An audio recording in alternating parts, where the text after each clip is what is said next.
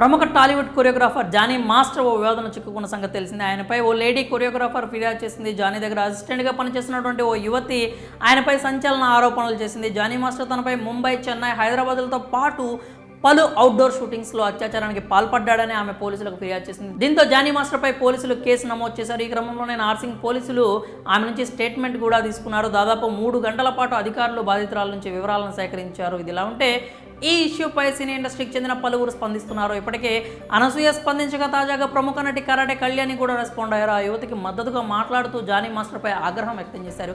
ఇక కరాటే కళ్యాణి మాట్లాడుతూ Johnny master తనపై వచ్చిన ఆరోపణలు అసత్యమని రుజువు చేసుకోవాల్సిన అవసరం ఉందని తెలిపింది. జానీ మాస్టర్ మాదిరిగానే ఆ యువతి కూడా మంచి కొరియోగ్రాఫర్ కావాలని ఇండస్ట్రీలోకి వచ్చిందని తెలిపింది. అయితే అలా వచ్చిన ఆ అమ్మాయిపై లైంగిక వేధింపులకు పాల్పడడం దారుణం అంటూ కళ్యాణి అన్నారు. అంతేకాకుండా ఆ యువతితో సహజీవనం కాదని, పెళ్లి చేసుకుంటానని, మతం మారాలంటూ జానీ మాస్టర్ చెప్పడం ఏంటని ఆమె ప్రశ్నించారు. ఇప్పటికే జానీ మాస్టర్పై ఆయన యూనియన్, సినీ ఇండస్ట్రీ పెద్దలు వేటు వేశారని తెలిపింది. అలాగే ఆయన సపోర్ట్గా ఉంటున్న ఓ పార్టీ కూడా రాజకీయ కార్యకలాపాలకు దూరంగా పెట్టిందని ఆమె గుర్తు చేసింది. ఆ యువతి ఎంతో నరక వేదన అనుభవించి ఉంటే ఈరోజు బయటకు వచ్చి ఉంటుంది అంటూ ఆగ్రహం వ్యక్తం చేసింది.